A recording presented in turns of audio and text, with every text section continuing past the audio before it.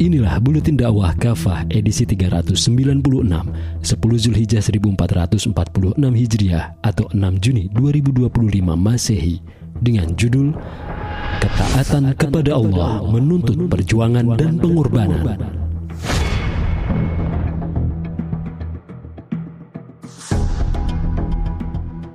Hari Raya Idul Adha yang dirindukan kaum muslimin akhirnya datang jua. Inilah hari di mana langit semesta dan bumi bergemuruh dengan kalimat takbir.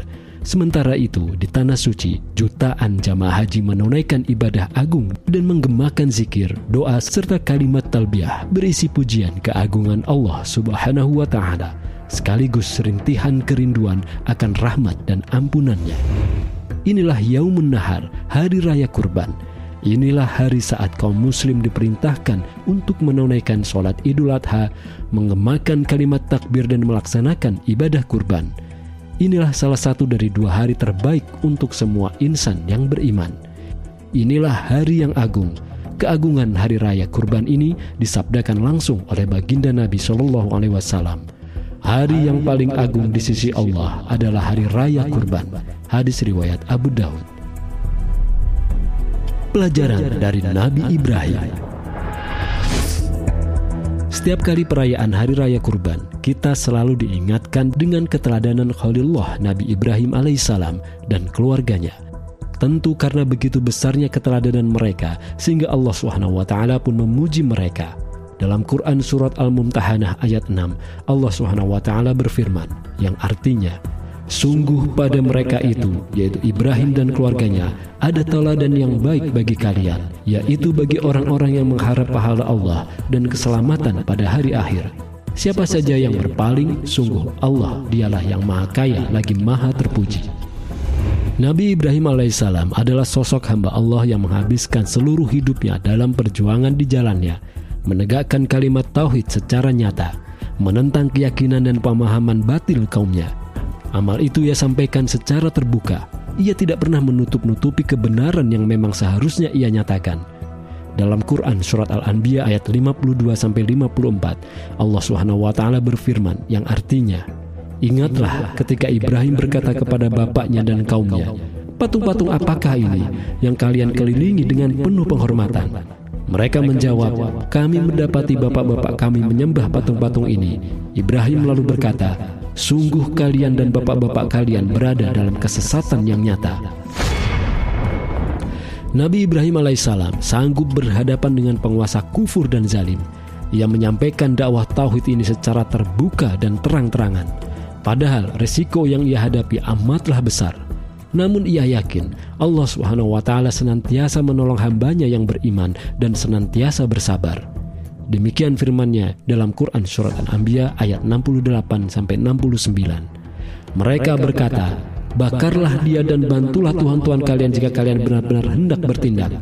Kami berfirman, hai api, jadilah engkau dingin dan selamatkanlah Ibrahim. Keluarga pejuang. Nabiullah Ibrahim alaihissalam juga memberikan keteladanan ketaatan pada Allah tanpa keraguan. Ketika Allah SWT memerintahkan dirinya untuk meninggalkan sanak keluarganya di negeri yang kering dan tandus, maka perintah itu ia laksanakan tanpa kebimbangan. Pada saat itu istrinya yaitu Hajar bertanya tentang tindakan suaminya. Ibrahim, kemana engkau pergi? Mengapa engkau meninggalkan kami di lembah yang tidak berpenghuni dan tanpa apapun? Ia mengulangi pertanyaannya berkali-kali. Namun Ibrahim alaihissalam tidak menoleh kepada istrinya itu. Akhirnya Hajar bertanya, apakah Allah yang memerintahkanmu untuk melakukan ini? Ibrahim alaihissalam baru menjawab, ya. Mendengar jawaban itu, Hajar pun berkata, kalau begitu dia tidak akan menyanyiakan kami. Setelah itu Nabi Ibrahim alaihissalam berdoa sambil mengangkat tangannya, sebagaimana yang termaktub dalam Quran Surat Ibrahim ayat 37, yang artinya, wahai Tuhan kami, sungguh aku telah menempatkan sebagian keturunanku di lembah yang tandus, dekat rumah-Mu yang suci. Wahai Tuhan kami, agar mereka melaksanakan sholat. Karena itu, jadikanlah hati sebagian manusia cenderung kepada mereka, dan berilah mereka rezeki berupa buah-buahan agar mereka bersyukur. Puncak ketaatan dan pengorbanan Nabi Ibrahim alaihissalam adalah ketika Allah SWT memerintahkan penyembelihan putra tercintanya Ismail alaihissalam. Namun dengan keyakinan dan keikhlasan, Nabi Ibrahim alaihissalam dan Ismail alaihissalam melaksanakan perintah Allah tersebut tanpa sedikit pun kebimbangan. Karena itu, Allah pun membalas pengorbanan mereka dengan penuh penghargaan. Demikian sebagaimana firman-Nya dalam Quran surat As-Saffat ayat 105-106 yang artinya, "Sungguh kamu telah membenarkan mimpi itu. Sungguh demikianlah kami memberikan balasan kepada orang-orang yang berbuat baik. Sungguh ini benar-benar suatu ujian yang nyata." Karena itu, apa alasan yang akan kita sampaikan di akhirat di hadapan Allah SWT ketika seorang muslim membatasi ketaatan hanya pada ibadah atau aspek akhlak saja? Atau hanya dalam urusan muamalah saja? Namun pada saat yang sama menolak untuk menaati hukum-hukum Allah yang lain. Yang menolak syariah Allah dalam bidang ekonomi, politik, hukum, pemerintahan, jihad, dan lain-lain. Mengapa kaum muslim begitu sempurna melaksanakan hukum pengurusan jenazah misalnya, tetapi berani mengabaikan aturan Islam dalam kehidupan? Seolah-olah aturan agama ini ditunjukkan hanya untuk mengurus orang mati saja. Ketaatan kepada Allah jelas membutuhkan pengorbanan, semata-mata demi kemuliaan Islam. Demikianlah seperti Nabi Ibrahim alaihissalam yang rela berpisah dengan keluarganya, bahkan ia rela mengorbankan putranya di jalan Allah SWT. Betapa sering kita membatasi diri dalam amal dan pengorbanan, lalu merasa puas dengan apa yang telah kita lakukan. Diri ini enggan berjuang dan berkorban saat dirasa akan merugikan harta, kedudukan, atau keluarga. Sungguh ironis. Kita mengklaim cinta kepada agama, tetap enggan berjuang dan berkorban dengan pengorbanan terbaik dan terbesar untuk kemuliaan agama kita.